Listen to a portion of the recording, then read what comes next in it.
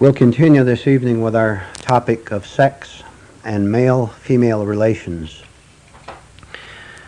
We will proceed by having Joan read out loud a number of sentences, single sentences I have given her, after which I'll comment on them.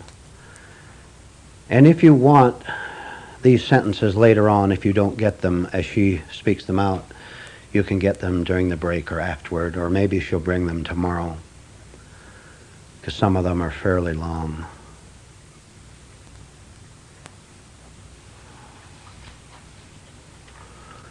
All right, Joan, would you read the first one, please? The purpose of a sex discussion is to understand sex, not to condemn or offend anyone. The purpose of a sex discussion is to understand sex, not to condemn or offend anyone. That doesn't require a good deal of elaboration. However,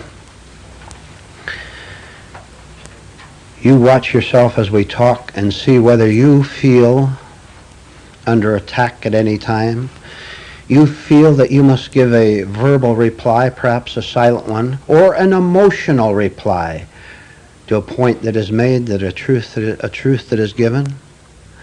You find out where you may feel that something is said is going against what you feel is right, what you feel is natural. Try to be aware of perhaps a small embarrassment, maybe a large one.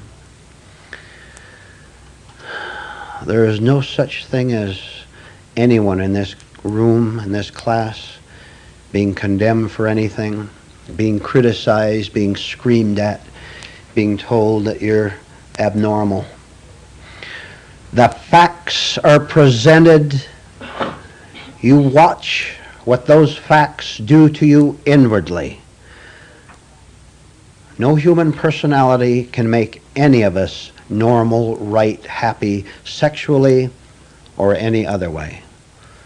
The truth alone, with our receptivity, with its own power, is the only thing that can straighten any of us out, inwardly, outwardly, any way at all.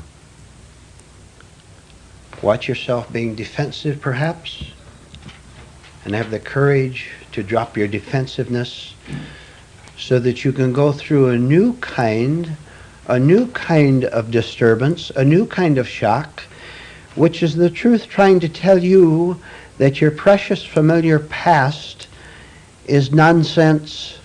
It doesn't really exist except as you falsely reactivate it.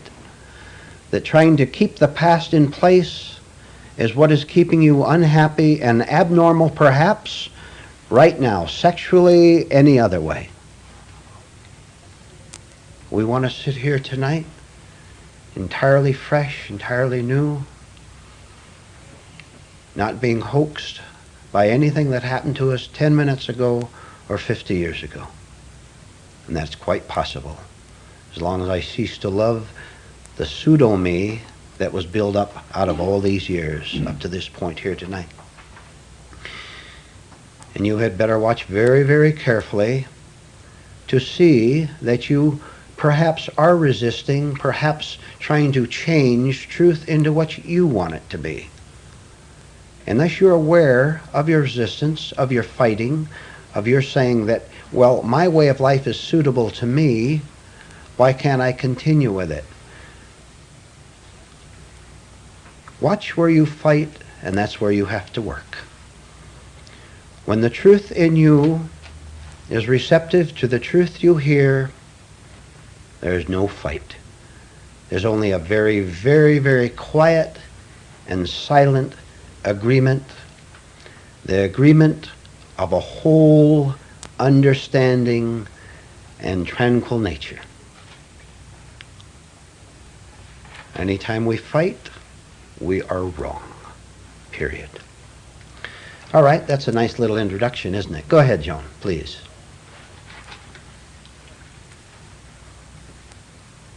Samson was clipped when he let Delilah put him to sleep.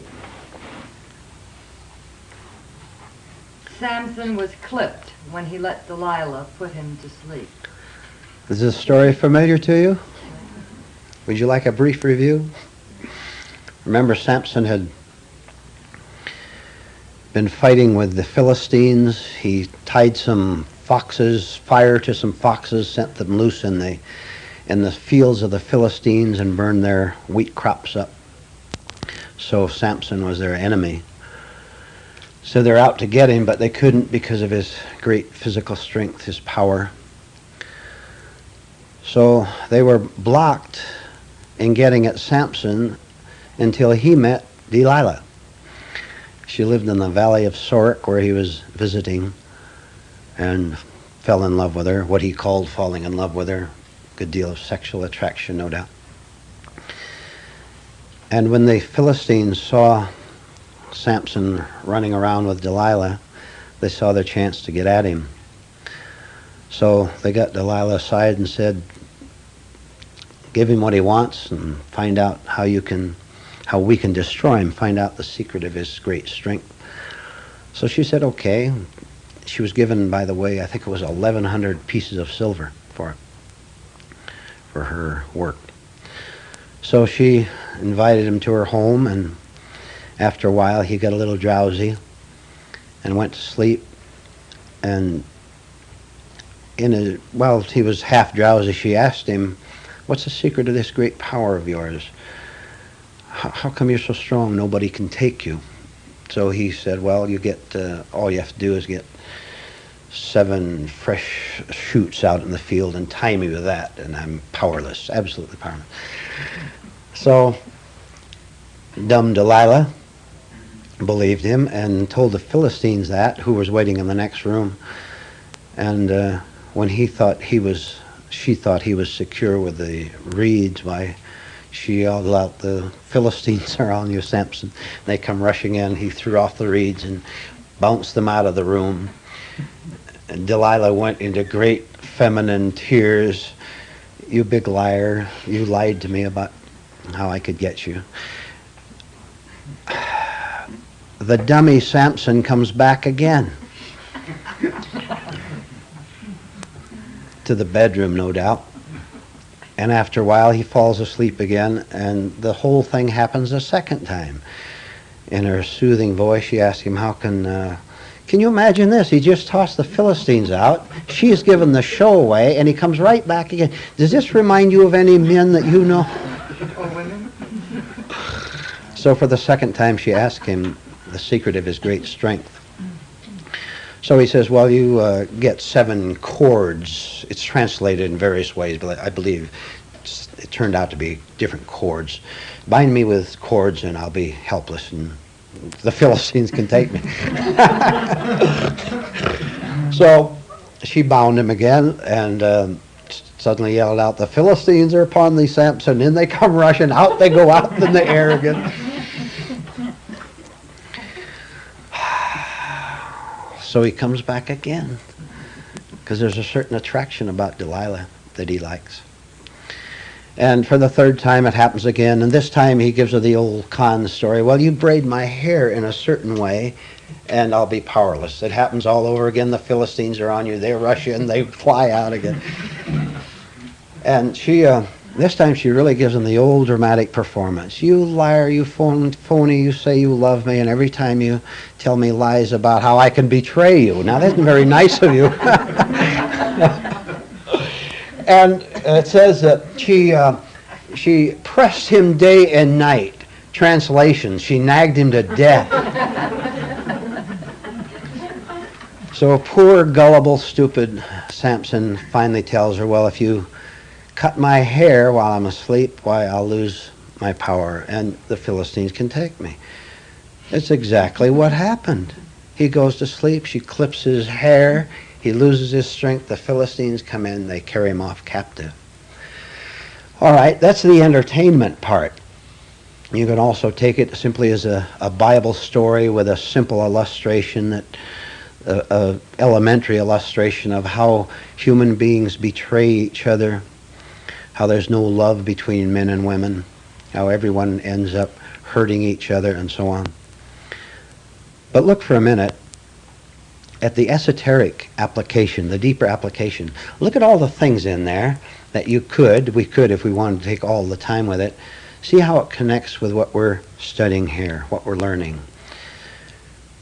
We're learning here, for example, that there's a power that is greater than our human power, something that is not normal, super strength, super power.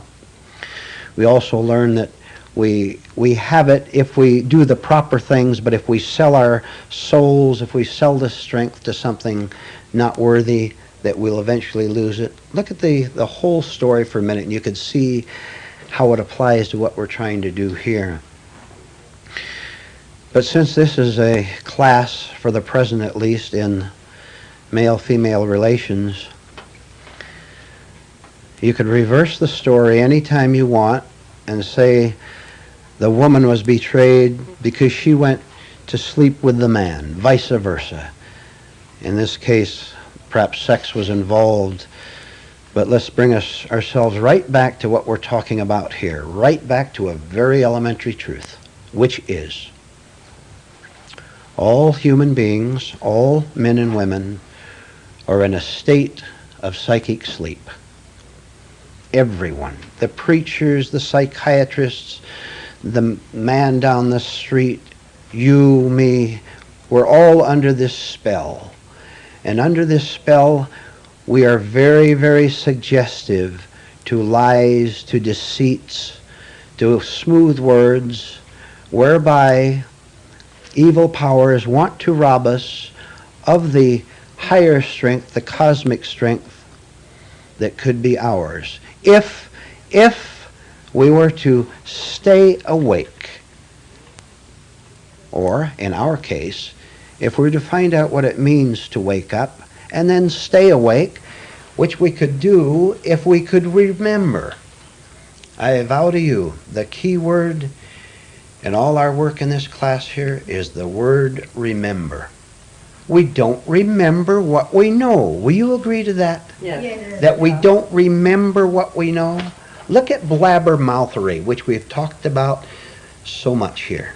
Why do any of us sit down and dominate the conversation anywhere? At home, with friends? Where do we go on and talk about ourselves, for example? Why? We don't remember. We're asleep because we find our personal little life story so fascinating that we think that other people should be. And we put them to sleep. That's one example. We could get 1,000 examples of how self-centeredness and sleep go together. You and I have been clipped, betrayed by other people, including the opposite sex, because we were asleep. As simple as that, which is why the aim of this class is for us to learn to stop listening to the siren voices of that woman, of that man, and begin to listen to something other than that, which is quite possible for us to do, and we'll get into that more as we go down the list. Start to remember to listen to something that is not a part of our traditional nature, something that does not live in time. And that power that does not live in time, which can be free, could make us free. Right now, as we're sitting here at 7:45, that other power is truth, it's God, it's cosmic consciousness.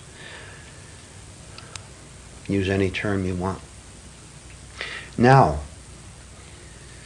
if you got clipped today in a small way, you now know why. If I've been clipped in the past, I now know why.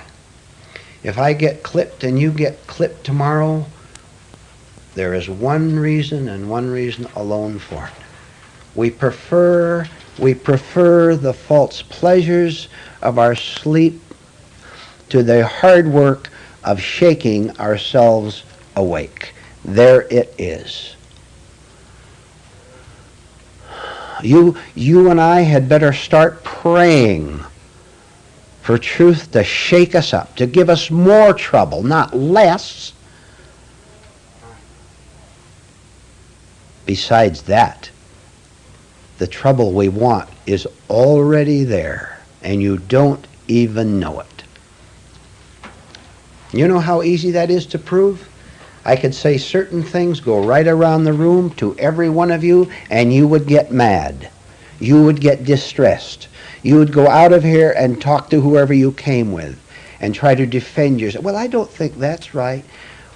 Or however you would handle it in your negative reaction to what was said. Pray, get down on your knees and pray every morning that you will reveal the problems you already have because of who you are, because of the present nature of your nature.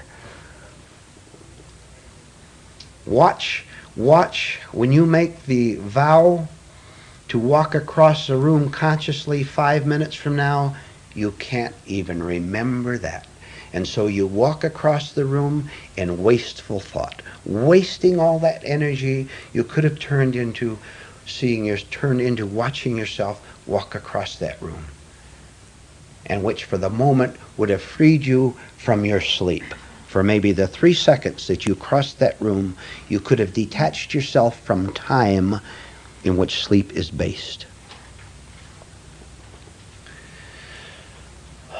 Aren't we tired of getting clipped? You're not clipped by me. I'm not clipped by you, really. Samson was clipped by Samson. And when Delilah got clipped later on, she got clipped by Delilah. Instead of wasting our energy in resenting being clipped, let's put it into finding out why we're so infernally lazy, for one thing. Go ahead, Joan, please. Be aware of confused and painful attitudes toward sex and the opposite sex, but do not fear them. Be aware of confused and painful attitudes toward sex and the opposite sex, but do not fear them. How beautiful. What a beautiful thought.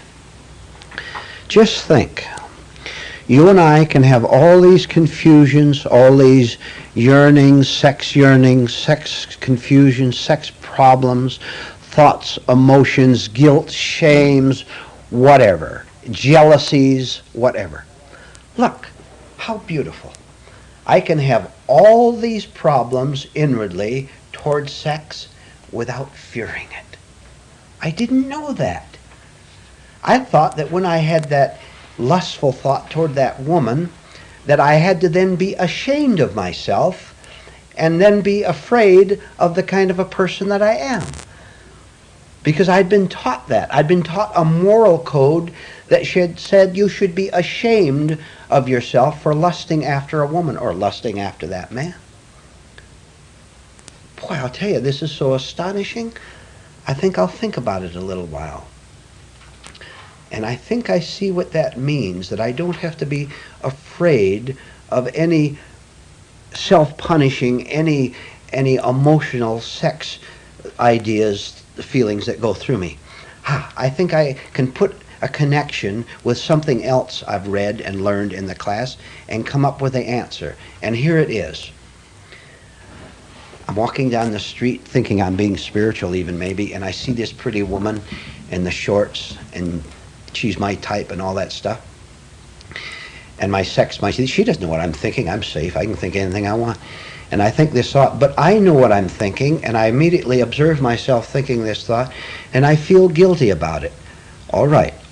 This is what happened. I looked after that woman and desired her, as Samson desired Delilah. I desired her. Now, I also heard in that class that I can have this without being afraid of it, without reacting wrongly with it. I got it. This is great. Because I learned that if I go into a mechanical and wrong sex thought, one which is unnecessary, wrong being unnecessary, useless, pointless, why waste my time thinking about that woman? I got better things. I really do have better. She's neurotic anyway. They all are. All men too. I tell you what I can do. I can catch myself thinking this thought, and I can understand what it means to put an end to mechanical thought and mechanical emotions and recover instantly from that. Now I'm free again. I'm pure again. I'm innocent again, because I don't go to the second thought which says, you're a guilty sinner lusting after that woman. Wow. Now, if I can get beyond my imagination that I'm doing it, go beyond the imagination and brag that I'm getting spiritual, and see it as a fact, I've got something. Because I'll go into imagination and brag to you that I'm now a spiritual man who never lusts after a woman anymore. But then I see someone, now I'm confused. If I can go into this and see the enormous hard work that I have to do, first go beyond the imagination that I'm doing it, get beyond my laziness of not wanting to do it, give up the pleasure of lusting after her, the false pleasure, till I can actually do it, I can set myself free any second I want. Any second I prefer my freedom to the emotional feeling of hoping, wishing to go to bed with her.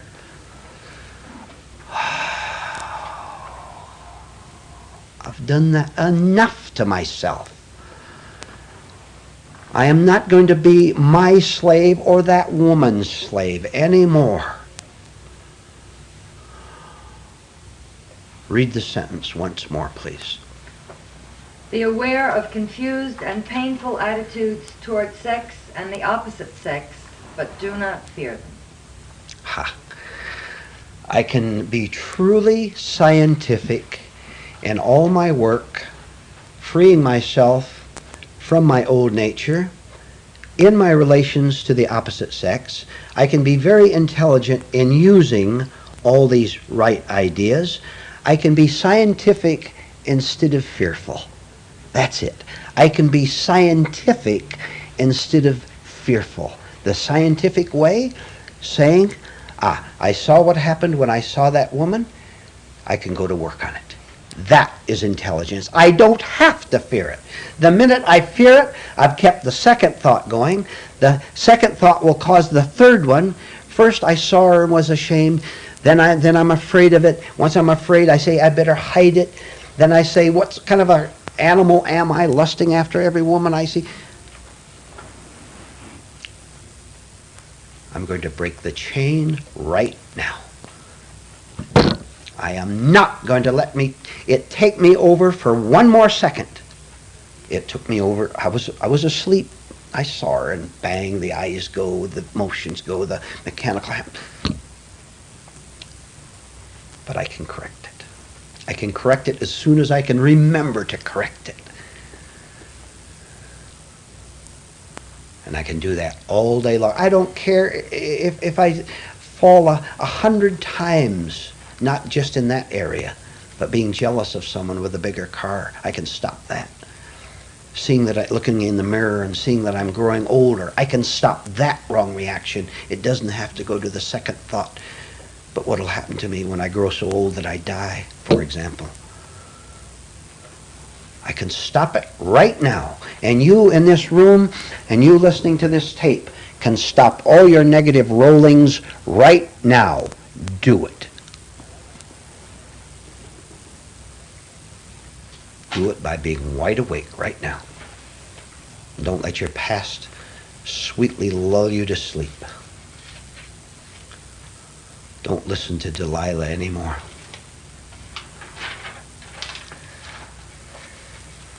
Read the next one, please, Joan. Anyone tyrannized by wrong sex ideas will always take his wrong ideas as his correct understanding of sex.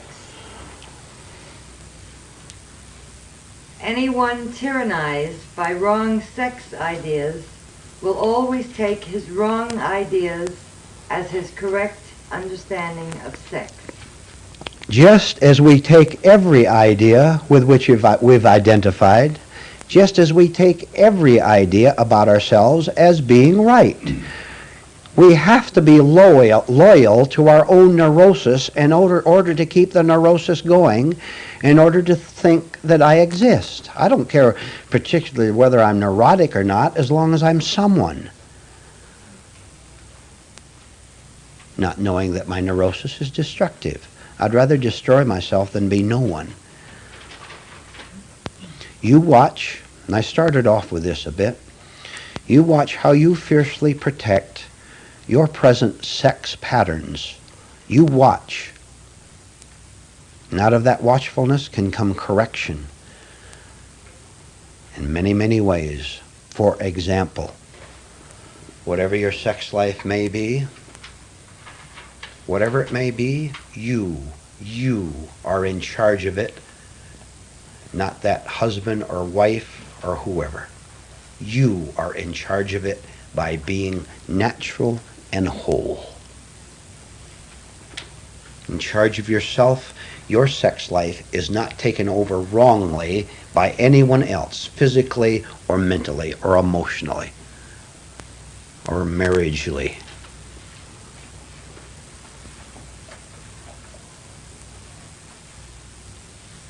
Don't you let anyone dictate in that area to you.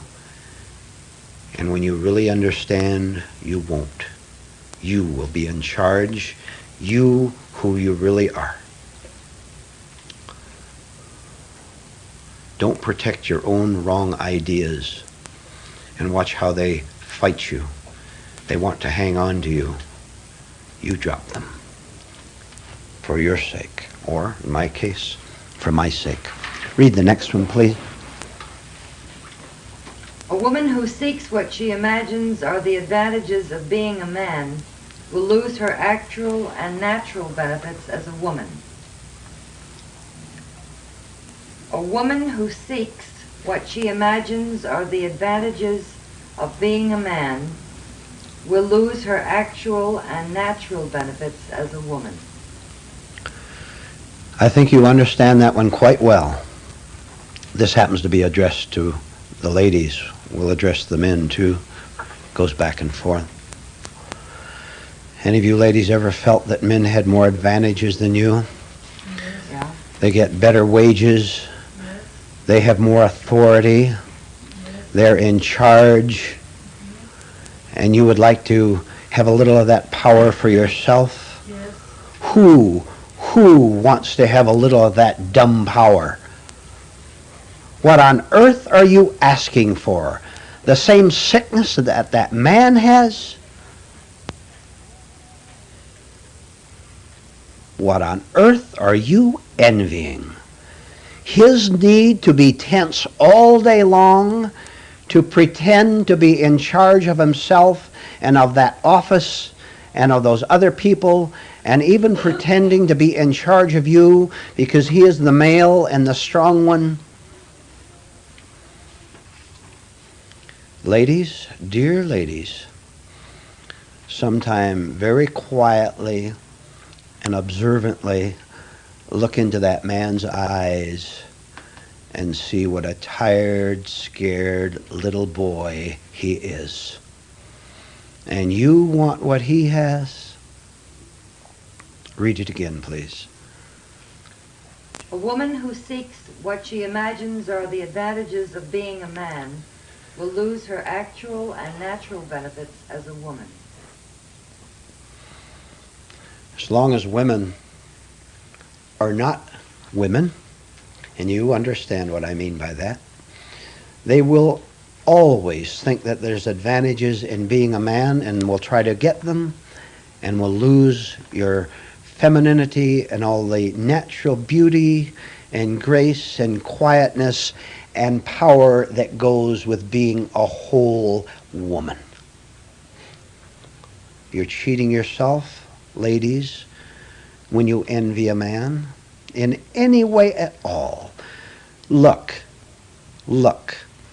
You even envy him because you do the same work he does. You do exactly the same work as that man in the desk next to you, and he gets $40 a week more than you. You envy him. Look, what has the money got to do with it? Do you want God or $40? What on earth is the matter with your mind that you join these stupid organizations, male, female, who want their rights? You'll be just as sick after you get them as you were before. And you don't even know that. And those of you listening to this tape, listen to this too.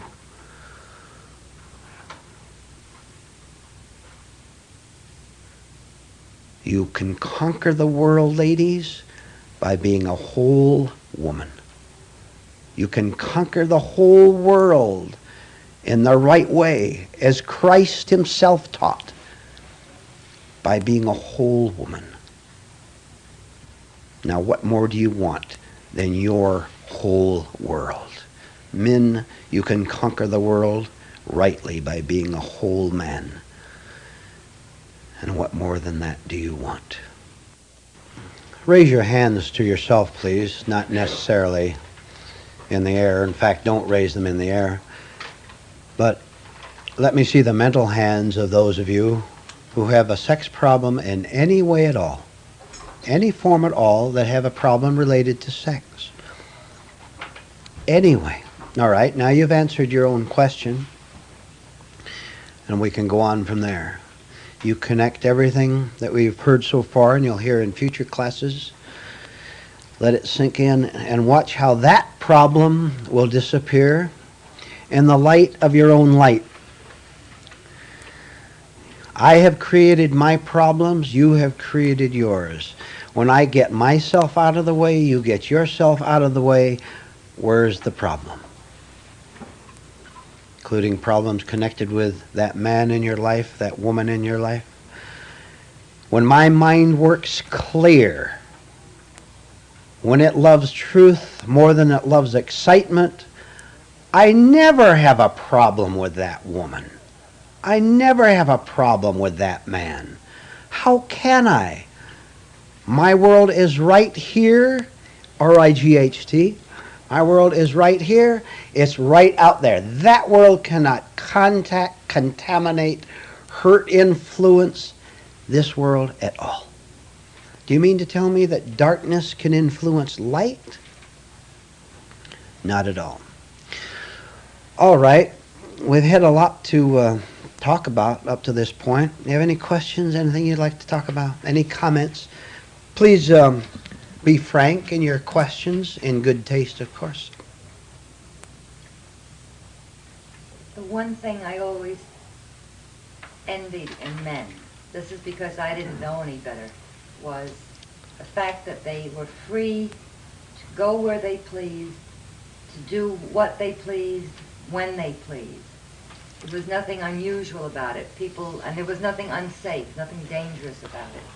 And that was a very big envy with me for many years. But now, as a result of the work, I can see that they weren't any freer than I was. Certainly not. Your prison was your envy, was it not? Yeah.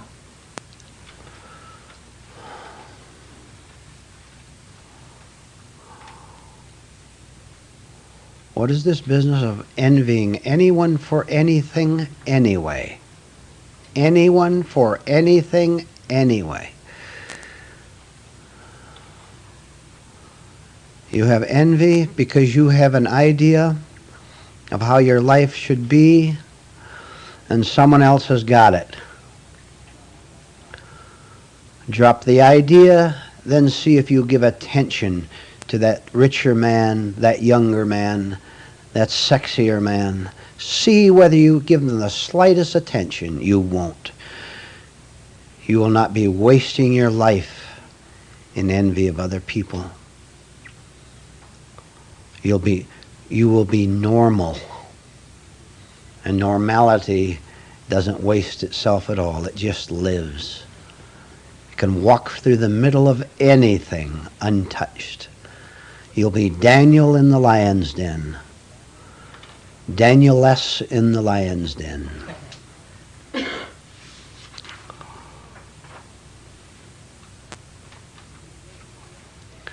Will you go through the upset, or do you want to stay, quote marks, peaceful? You want to play it peaceful? And come here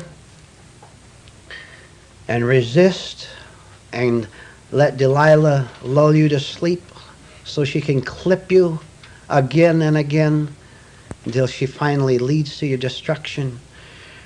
Or you submit to the jolt, the shaking, the cosmic earthquake inside, so that you scream and holler and hate everybody, which you always did anyway. You're just seeing it now. And be so shocked by how much hatred you have in you. Are you willing to go through that so as to destroy your loving images, your lovely images? If so, there's hope for you. Your prayer again should be, how much conscious trouble can I give to myself today? I don't want to walk in my sleep anymore. I get bumped. I fall down too much, and I'm tired of it. I'm tired of the bruises. I'm tired of putting up with people whom I think I must please. I'm so weary of saying the right thing to you, I'm not going to do it anymore. I'm going to walk out. And now you will have to find someone else to feed your neurosis. I'm not going to do it anymore. I've paid enough. I've found out I don't have to pay. I'm not going to waste my mental money anymore. Chuck. Like you said, when you look at a woman with lust and then don't fear it. But then, a couple of weeks ago you said, may heaven help you if you look at a woman with lust. Sure. Where's the contradiction? No contradiction, except in my mind at the time. Then I wished I didn't ask the question. Nice and loud, please. The contradiction is in my mind.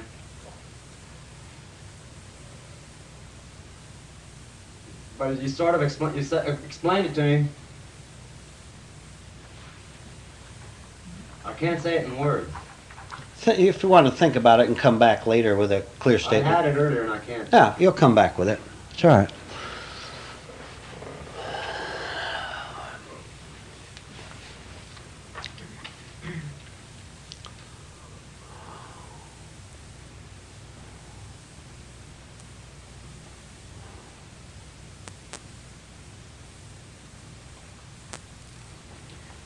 Perhaps you could discuss the question of approval with regard to one's sex life. That is, I know that especially last week a number of responses came through. The question behind the response was something as follows: whose approval are we seeking in our sexual behavior? Okay. If anyone's. Uh-huh. And you brought the subject up again here just in the last 2 or 3 minutes. Yes. Perhaps we could elaborate on that. All right. The idea of approval or disapproval.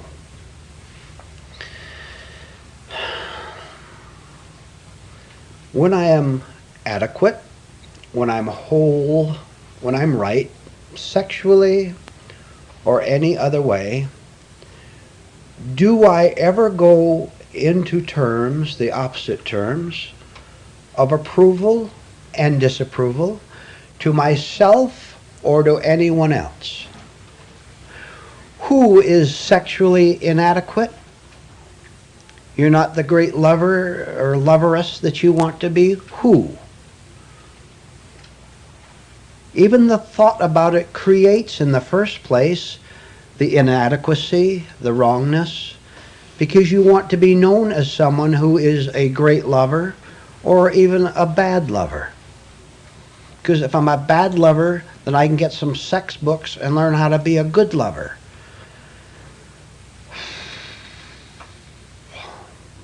Don't you think there's something higher in life than that? When you get that something higher in life, your sex life will be right. And it won't be in terms of approval or disapproval at all.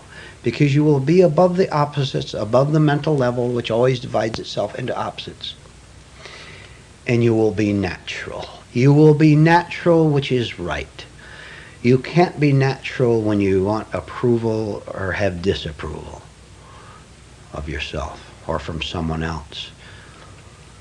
Don't you let anyone else, with their words or manner, get you more mixed up sexually than you already are.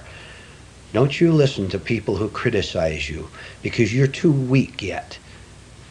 You're too weak, and you take that criticism as criticizing you. You still think that there's someone there to be criticized. There's no one there at all. Who's the criticism falling on? The criticism is falling on your accumulated package of I. All my life, all the women I've met have been told me that I'm a bad lover. I'm not even courteous. What's the matter with me?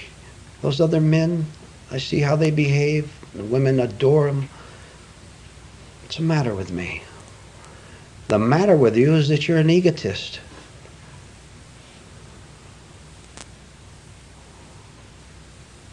The matter is you want to please a woman in order to please your own idea of yourself being a good, adequate male. Will you stop pleasing women? Ladies, will you stop pleasing men and start pleasing God?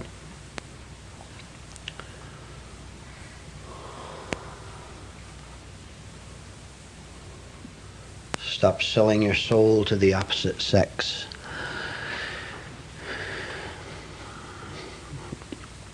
Which you miserable little men are doing, and you miserable little women are doing. Then sex is right. Because you are in charge of it, not your neurosis, not your phony dreams, not your obsessions, not your wish to be loved. He doesn't love you anyway, ladies. She doesn't love you anyway, men. She's incapable of it. He's incapable of it. Let's us be capable of it.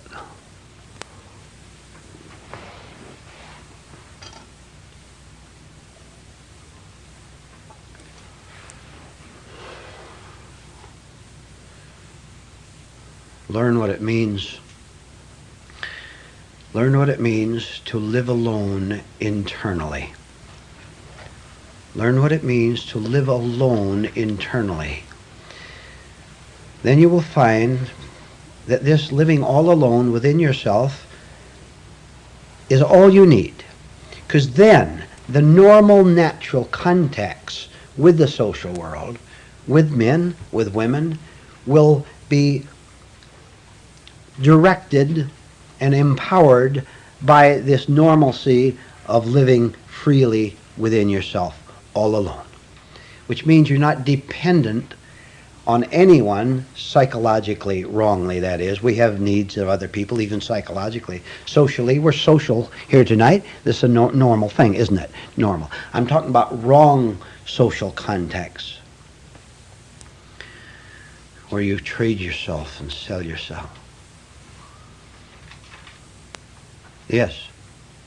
In other words, how I understood it, what you say, to be, when I'm right within myself, I will give sex the right attention, not the wrong attention I have been giving it all along. Correct.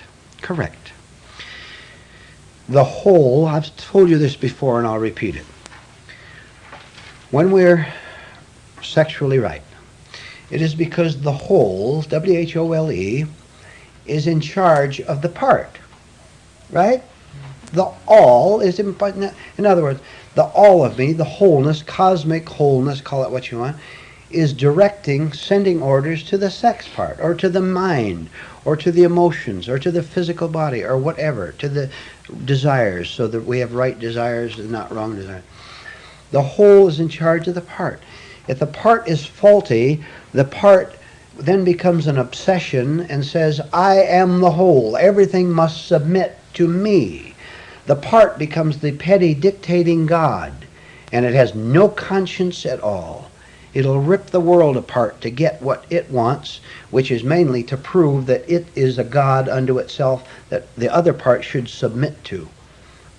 For example, Sexual obsession could lead to lying to other people, in a man's case, to lying to a woman, betraying her to get what he wants from her. So the obsessive part lies, goes to the mind, it lies, the emotion lies, the physical body lies. He smiles and tells her how beautiful she looks tonight, because the obsessive part is in command of the other parts, and they weakly follow along. When all the parts are harmonious and work together, then sex takes its orders from the whole, and there's no problem.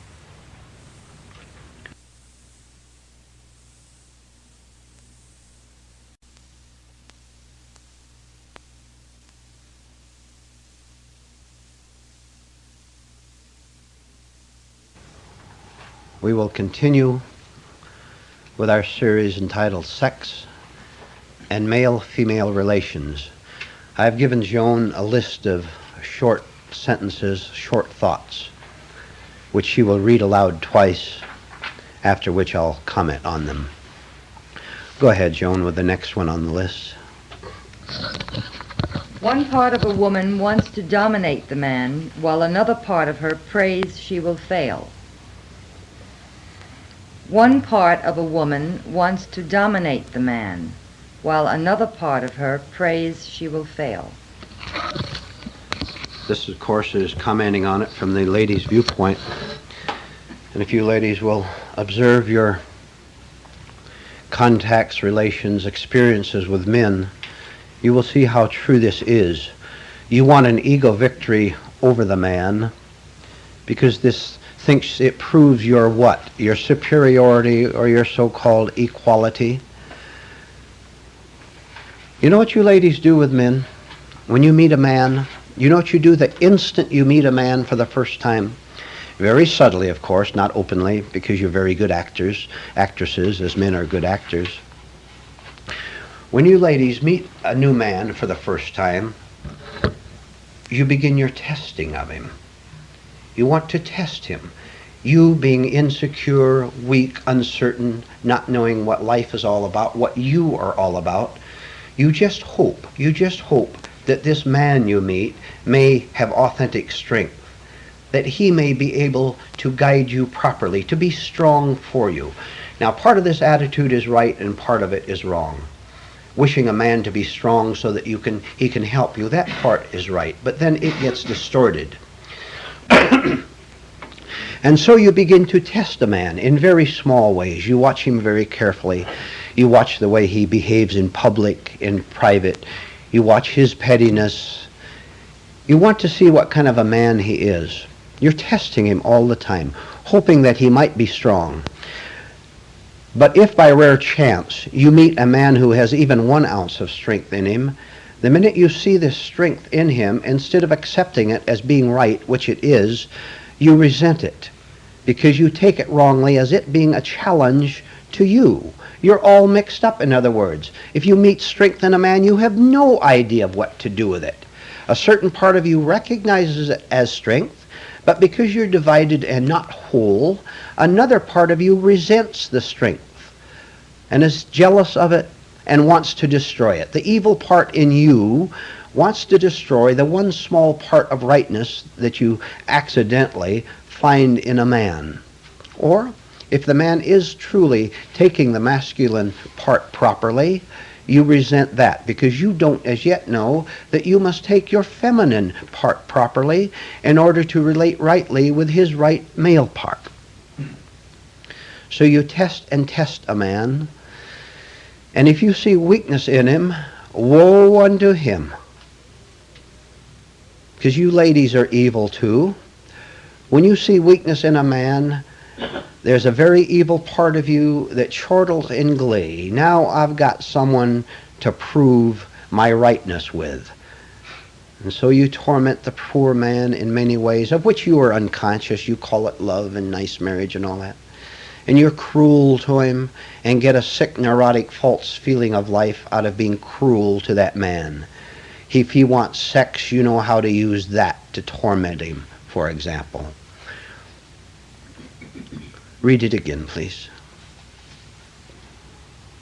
One part of a woman wants to dominate the man, while another part of her prays she will fail. the prayer that you will fail in dominating a man is right. You know very well, ladies, you know very well, deep down, the part that nature, God has given you to play in relationship to that man. And the terms superiority, inferiority, or equality have nothing to do with it. Get rid of those three words: superiority, inferiority, and equality. All three words have no meaning at all when you are right as a woman. The one small right part of you, ladies, wants to fail. You want your neurosis to be ineffective. You want to die to it, to give it up, so that man, the right part of the man, can rightly be in right relationship with your femininity. Then you have a very nice male-female relationship.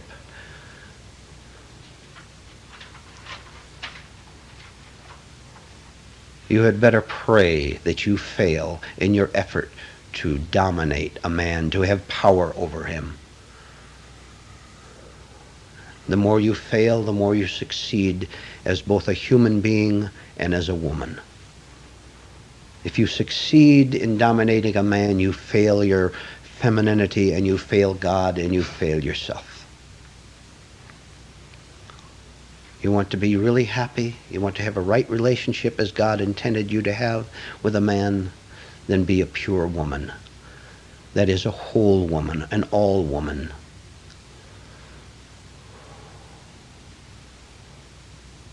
And that's quietness and contentment and no need to prove anything. God has done the work for you. Accept the work that God has already done for you, ladies. Now reverse it, and everything I said applies to the men too. Read the next one, please. The real and only reward of being a man or a woman is to be fully a man or a woman. The real and only reward of being a man or a woman is to be fully a man or a woman. Since I just commented on that, we'll go on to the next one. Find yourself before you find a woman, after which you will know what to do with what you have found. Find yourself before you find a woman, after which you will know what to do with what you have found. Is that clear to you? Not clear to you? All right. You may use your memory to think back to your experiences.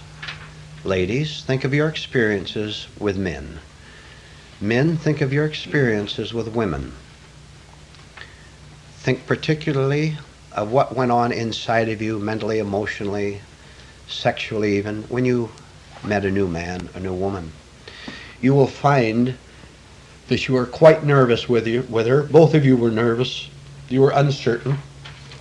You didn't really know how to behave properly toward that man or that woman. What you did know is what you wanted. But knowing what you want is not the same thing as knowing how to behave correctly. And correct behavior means that you have found yourself so that when you meet a man or meet a woman, there is not the slightest demand. There's not the slightest trickery, not the slightest subtlety, not the slightest hope that you'll get something from him or her. Because you have found through your hard inner work that is torment. And gentlemen, you're going to look at that beautiful, sexy-looking woman, and you're not going to fall into the trap of hoping she'll end up in the bedroom with you, for example. You've gone that route often enough. And you ladies, what did you want from that man? You've gone that route often enough, and you've seen that it ends in torment. You've seen that it ends in having to use every little bit of skill you have, watching carefully to try to make things turn out according to your desire. And you're so weary of that. You're weary of it, but you don't know what else to do. And you have no other tools but then the tools of trickery, scheming, planning, hoping. and anguishing, fearing that you may not get what you want from that man or that woman, why don't you give up the whole mad business of looking at a man or a woman and then asking, what can I get from this person to fulfill me? That lost woman that you're looking at who's so attractive, that lost man who you look at who looks so attractive, has nothing whatever to give you of an eternal value at all. They can give you a thrill, a brief romance. Then you are right back where you started, and so is she, and so is he. Why don't we aim for something higher? Aim for something higher, then you'll be in command, complete command, without desire, without hope. Because you're living with God, you're living with truth instead of your own. If he will just be strong for me, if he will just tell me that he loves me, if she will just write me a love note and put love at the bottom of the letter, then I'll feel so good. Wake up. Maybe you don't quite realize it yet, that there is something more to life than a love letter with a bunch of X's at the bottom of it. This is the level you're operating at. This is the level which torments you. I am telling you, whether you know it or not, that there is a way of living that is far above that.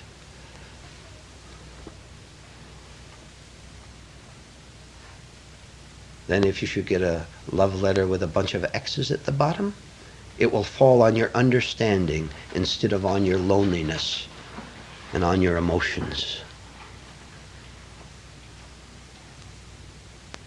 You don't even understand that there is a God who exists, that there's a truth which exists above these petty emotions which seem to fulfill you for the moment, and now you're waiting for the mailman again, the phone call again.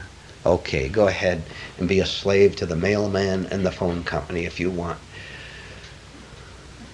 And you had better start saying, I want nothing more to do with that kind of life. This is the way I've lived all my life. And I'm going to start to be above it. I'm going to ally myself with truth instead of my own yearning neurosis. Because I'm tired of crying. I'm tired of being dependent on that man being faithful to me, that woman being faithful to me. I'm tired of hoping that he or she will say, I love you.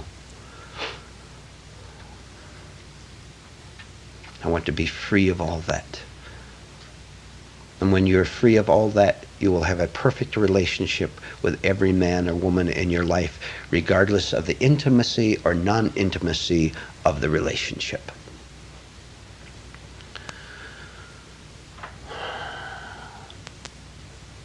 Joan. The other person has a right to his own life, and you have no right to demand that he give it to your neurosis. The other person has a right to his own life, and you have no right to demand that he give it to your neurosis. You think that you don't do this? I will tell you, in your male-female relations, this is 99% of your relationship with that man or that woman. Did it ever occur to you, when you go up and talk with another person, that maybe he doesn't want to talk to you at all? Did it ever occur to you that he may want to be thinking his own thoughts? Did it ever occur to you that he has a right, she has a right to his or her own life without your interfering with it, because you are so troubled and so desperate and so lonely that you are compelled to walk up and interfere with his life? This is very profound, very deep, and you do it all the time, without realizing that you do it, which means you don't have real love for that woman, real love for that man, because you bother him all the time. You bother her all the time. Your surface false personality is forever interfering with his or her right to be quiet. The noise of your neurosis is so insistent that you think you should go up and blab to him, tell him your troubles. You husbands come home and tell your wife about what happened to you at the office or wherever. She patiently listens while thinking of something else. You think, dear husband or dear wife, that your life is the only one that exists or has a right to exist, and so you impose your false life on the other person. And the only reason he or she endures it is because he or she is hoping for their turn next. And she or he will take his or her turn next. Once he's through complaining about the mean boss, she will start complaining about the mean neighbor. This is very profound. You watch yourself in daily operation and see how much love you have for anyone. You will find that you have none at all. You are so desperate. Your neurosis is so flooding inside of you. The pressure is so great, you have to spill it over onto other people and get them just as wet as you are with it. You start to go through the conscious pain of not nagging other people with your own neurosis. You catch yourself about to walk up to someone to tell them your troubles or tell them something that you even think would be helpful to them. You are teaching them. I didn't hear them ask for you to teach them. They will tell you when they want to be taught. And if you're smart enough to catch the signal, you'll know when they are asking for it in the right way. Otherwise, don't teach them. You're not teaching them at all anyway. You just want to keep up your image of being a teacher. You want to say, at last I have someone who will listen to my great wisdom. You catch yourself about to go up to bother someone, to put it simply. Catch yourself right in the middle of the impulse to go up and bother them, and don't do it, and watch what a hell it becomes to you to put a conscious opposition to your own neurotic flood. That is healthy. That is great. That is intelligent. That is right inner work. That doesn't stop them from flooding you with their neurosis. But that's another matter, and you can begin to work on that too. When you see them approaching you, watch very consciously what happens when they tell you their life story. Watch how you resent it, how you want to leap in with your comments. All this is good conscious work. Read it once more, please. The other person has a right to his own life, and you have no right to demand that he give it to your neurosis. Your wife and your girlfriend, your husband and your boyfriend have a right to their own life. Whether or not they want these inner truths or not has nothing to do with it. You are working on yourself. Allow other persons the liberty of their own life, even if the liberty of their own life is to destroy it. Light has nothing to say to darkness anyway. Go on to the next one, please. Whatever you get from a man or woman is the answer to the prayer of your present level of being. Whatever you get from a man or woman is the answer to the prayer of your present level of being. Do you understand that? Whatever your level of being, that is, whatever your level of understanding or misunderstanding, that level is your prayer. That level is asking for what it gets. It has to. It has no choice. Birds of a feather flock together, to use a very simple illustration. If my particular neurosis is identification with a political movement, a revolutionary movement, or whatever, if my particular neurosis takes itself out in saying a change of government will solve everything, what will happen? Very automatically and effortlessly, my neurosis, taking itself out in politics, will draw me to the meeting hall where like-minded neurotics are gathered. Birds of a feather flock together. We assemble with those we resemble, neurotically. I will go down to that hall, and then all the thousands of lies begin. Let us join together to make this a better world by killing the people in power, for example. Read it once more, please. Whatever you get from a man or woman is the answer to the prayer of your present level of being.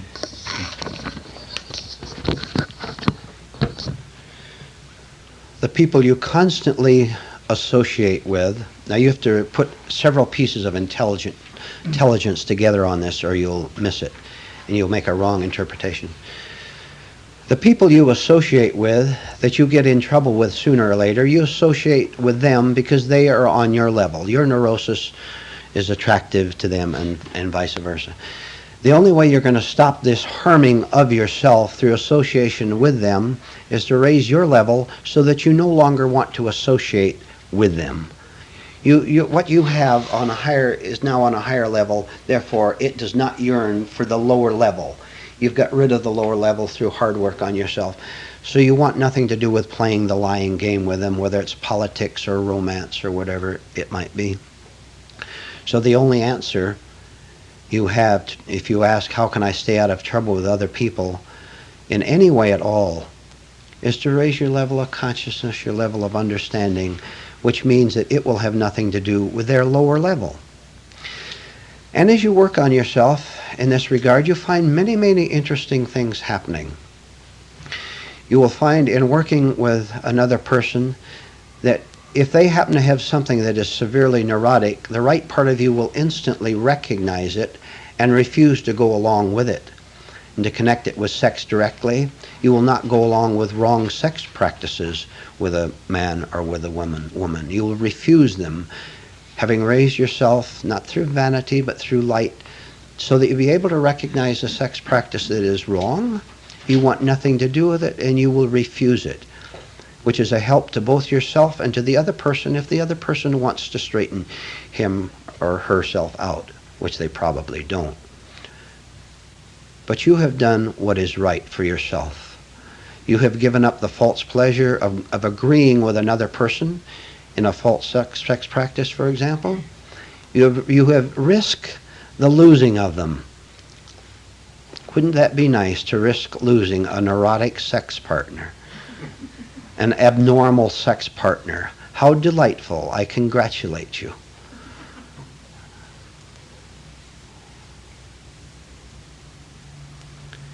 You do indeed, we do indeed get what we pray for every time. Eventually the time comes when our prayers, instead of being neurotic and destructive, become healthy prayers. They become wholesome prayers. Because you are saying, first of all, I want what is truly right for me, dear God, dear truth. I want what is authentically right for me. I don't know what it is yet, but this is my primary prayer. Give me what is true, what is right for me.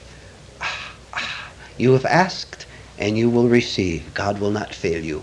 He will begin to guide you. The light will begin to guide you, to give you higher understanding. A very quick perception of how to behave when you meet that man or that woman. And that perception may say to you, have nothing whatever to do with him or her. Your perception will say, you be right within yourself, and that other person, whatever relationship he has with you at the present time, cannot be a problem to you. No way at all. And if you continue to remain true, you will lose people who don't want what you are aiming for. Sooner or later, you will lose everyone, man or woman, who does not want what you now want. You'll have nothing in common. You could have it common with them down at the office, of course, but that's not personal, is it? That's an accidental forming. You see, a conscious man or woman can have accidental associations with anyone down at the office. You go to your relative's house to visit, and you have an accidental association, but you are in charge of that accidental association. And as you are conscious, then you then choose your non-accidental associations, so that the only people in your life are people who are at least beginning to want the same light that you want. And you will have a good relationship with them because you understand each other, which is why we have a good relationship in this room with each other, because all of us have said to one degree or other, I'm mixed up, but one part of me says I want the light. So that part in every one of us in this room is associating rightly, and we know without thinking about it that we have a good relationship, don't we? Yes. The one true source of correct sex instruction is your own real nature. The one true source of correct sex instruction is your own real nature. Isn't it nice? Aren't you grateful that truth itself will give you the answers, will give me the answers? I may have help from someone else. I can hear knowledge of sex, of male-female relations. I can acquire knowledge of it, and that's necessary. But even that knowledge itself is not of the teacher, of the speaker of the book. It doesn't belong to him or her, does it? It belongs to truth itself. And even above the knowledge, there's higher guidance.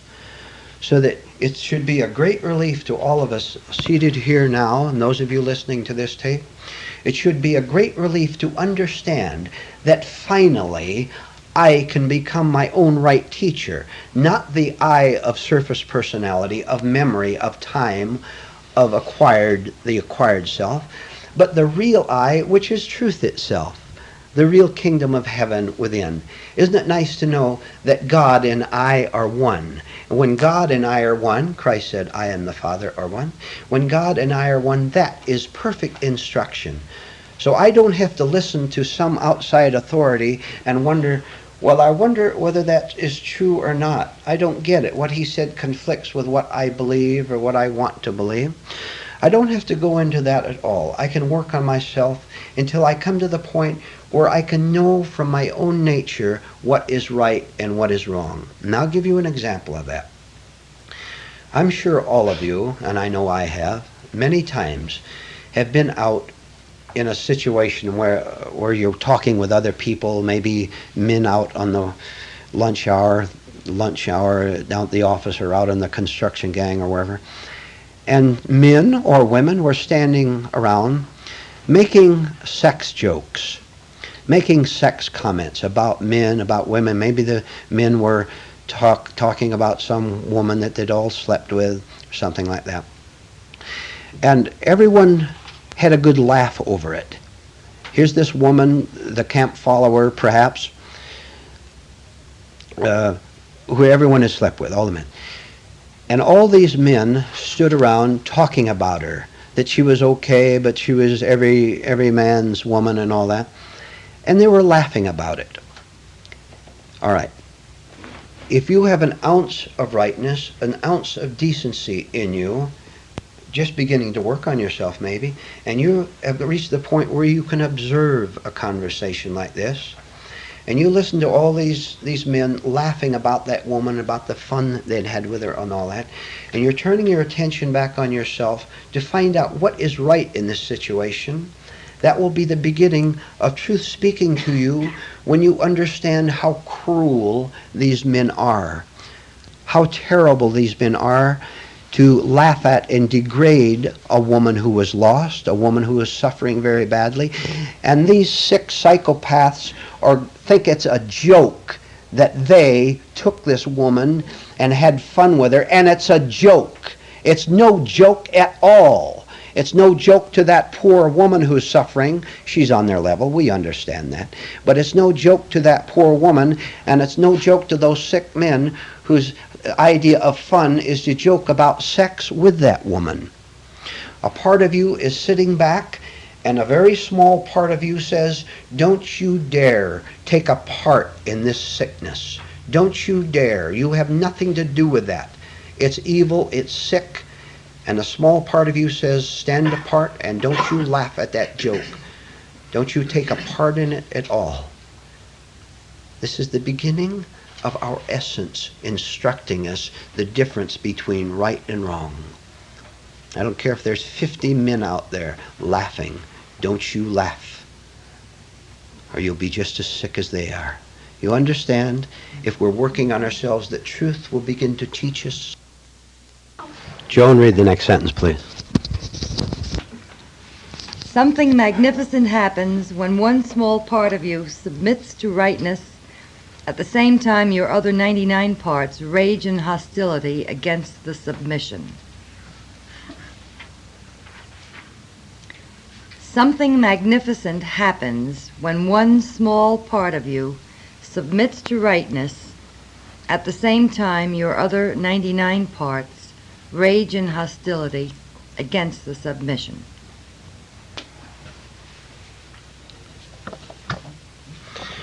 Do you understand that? Can you find one small part of you that will not fight the truths that you hear right in this room? Or are you so immersed in unconscious fighting that you don't even know what it means to fight the truth that wants to set you free? You don't see how what you call you, which is nothing more than your collection of experiences, you don't see how you constantly leap in to ward off the threat, what you think is a threat, to your present sense of existence. Try to see right here as you're seated in this room and the rest of your life how you, the acquired you, constantly leaps in to battle against anything that threatens its existence, because you prefer the familiar and the comfortable to that which you do not as yet know. You feel secure in your little corner of life, that you refuse to come out of it. You refuse to come out of it and engage in the right kind of battle. I'm afraid we're all pretty much little tiny cowards who want to sit back and say, I am right, and not even having the courage to go out and see that you are wrong. We have very little to start with, but thank heaven that very little that we can have, and perhaps do have, is sufficient to start, is sufficient to take that one step down the road to something quite different than we'd ever known before. And I've told you before, when you start to do right battle against the dark parts in you, you watch how the dark parts begin to rage and to scream and to lie to you. Oh, they'll lie to you. And they often succeed, because when we're young in this, we don't know the difference between a lie and the truth. And so we listen to lies and pay the consequences for it. We stop our little journey or go off onto a side road, all because we're unable to distinguish between what is true and what is false. That's all right. I've told you what to do. Now I'll repeat it again. It's one of the most important thoughts we've ever been given in this class. Walk forward while trembling if necessary, but walk forward. Never mind if you're scared. What's that got to do with it? Never mind if you feel unworthy of God. What's that got to do with it? That's a delusion anyway. Who's the you who's either worthy or unworthy of God? See? We've caused our own problem by saying I am worthy or I'm unworthy. That has nothing to do with it. Your task, my task, is to blunder forward. How easy that is. Can't you blunder forward? What do you care if you're ashamed of the stupid mistake that you now observe for the first time? which you've made all your life, which we've made all our lives. We're simply becoming aware of how dumb we always have been. What do we care about that? It's the dumbness that is damaging us. Becoming aware of the dumbness, the awareness of the dumbness is the beginning of the end of its power over us. And therefore, the beginning of the end of our own destruction at our own hands. Why don't you place yourself right in front of God, right in front of truth, and say, I'm going to walk right toward you, dear God, dear truth, regardless of all the consequences. And you will see, as I've told you before, that if you will do this and blunder forward, walk forward while trembling, while being scared, if you will walk forward while trembling as to what is going to happen to you, something will happen to you, but what happens is always good, not bad. Do you mean to tell me you don't understand yet that your walk toward God is the only good thing that can happen to you? The destruction of your false sense of self is good, not bad. But having enclosed ourselves, identified ourselves in this little small cocoon that we call ourselves, we're afraid of its destruction, not knowing that a butterfly can emerge in its destruction. If all we know is being a cocoon, we will stay then in that and live in dreamland. Miserable, miserable dreamland. Refusing to let truth shatter our misery.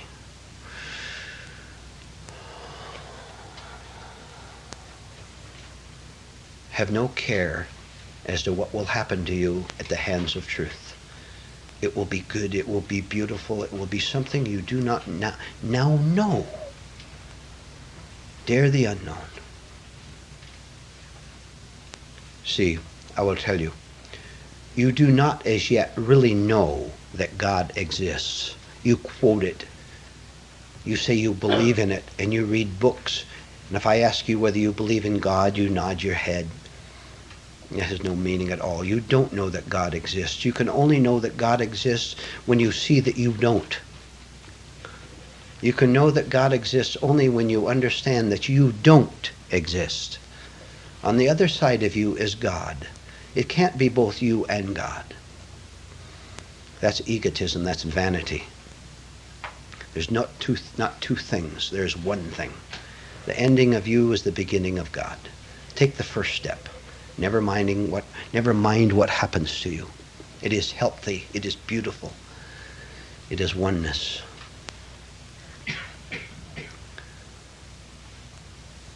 All right, we have lots of time for open discussion and questions. Would you like to talk a while? Listening to you now, I feel like I'm going into self-imposed monastery life. You feel that you're going to a self-imposed monastery life. Right. Why do you feel that? What is causing that feeling? My inner essence changing. No, the feeling of being in a monastery must come from your false sense of self. This is the way of liberation, not confinement. Drop the thought that you're entering either confinement or liberation. Drop the thought. If you even go into the thought that you're being liberated, you will go into confinement, because the thought is the confinement. Thinking about either liberation or confinement is confinement. We're above thought. Yes. Last night you said, observe yourself walking across the room. What are you observing? Your physical body? Partly your mind, everything. Everything. Just know. Just know that you're doing it. Just know. Just feel. Just sense that you're doing it. And when you're doing it rightly, and it takes time even to do such a simple thing as that, you'll begin to sense the absence of something. Sense the absence, for example, of your usual wild thoughts that you are usually in when you walk across the room. You watch yourself. What is usually in your mind when you walk across the room? Oh, I must get that ham sandwich. I must turn on the light. You will notice, first of all, the absence of something, which is the absence of the usual mechanical motions that have taken us over. Practice and the question will become quite clear to you. You'll be your own answer. Yes, Sarah. I have been watching my physical self lately. Yeah. I noticed several weeks ago that I was a little down, a little depressed, and I went in the kitchen, I got a cup of coffee, and I sat down at the table a certain way, and all of a sudden it was just like I'd been shot. I realized that I was in a position of depression. My whole physical body was sitting that way, and I was going to feel low. And when I got up from the table and went on, it just kind of went away. All right, but let us hope that it wasn't merely a mechanical opposite that made you feel better. See, maybe you thought, oh, I know what I'll do. I'll go out and work in my garden. I like that. That would be another escape, see, a mechanical reaction. You're no longer depressed because you've got thought to keep you excited, which is a false state, you see. Not that it's wrong to enjoy yourself in the garden, but to get a feeling of self out of it would be wrong. Henry, then Dorothy. The thought, the idea that you expressed in regard to prayer, where our level of being is our real prayer. Now, in the light of that, the efforts or the techniques and methods that are used, especially in metaphysical movements where they are affirming themselves into a certain state that they would like to be in, without seeing their true level of being, to what extent is affirmation applicable, or in that case, how much power do such affirmations have? I understand, yes. All right, let's see the difference between a right idea and trying to convince ourselves of a false sense of self by repeating an idea. It is an idea, a right idea, that we are able to be new. That's new. But to simply repeat over and over, I am new every day, I am new every day, which is correct on the intellectual level. That's right, I am new every day, if I see it, if I realize it. But to try to convince myself of it on the mechanical, intellectual level will never work. Because I am not that thought. I am not that thought, and it simply becomes a mechanical praying with repetition. If I can go beyond identifying myself with the idea, something that is higher than the idea will understand it. And that something that is higher than the idea has no identification with it because it's cosmic consciousness. Then I can realize on a higher level that I am new. Every second I am new. But I'll never do it on the level of trying to keep my pseudo-identity by saying I am a child of God who is new every moment. Then I go out and blow up. Children of God don't blow up and get mad. So there's some contradiction there, isn't there? I can't convince myself of that because I'm working on a level where there's no real convincing. This is very hard to explain. You're going to have to see the difference between a mere idea and understanding that idea from a higher level. When the higher descends to the lower and understands it, which it always does, then you can teach that to yourself or to other people. Go ahead, Jim. No, on the thought came to me on the level of affirmation, what you're trying to do is to bring about something through thought that already is. But if we get ourselves out of the way, that's the difficult part, is to eliminate the garbage, the hostility, the anxiety, and everything else. You're a child of God when you don't think about it. Okay? If I think about it, I'm trying to keep me as a child of God, which means I want there to be me and God. Me, for example, being taken care of. My husband is mean to me, but God will take care of me. Thank heaven I have God to look up to. You're sick. Well, in other words, you cannot really affirm your way into God or into truth. Only realize your Okay, fair enough.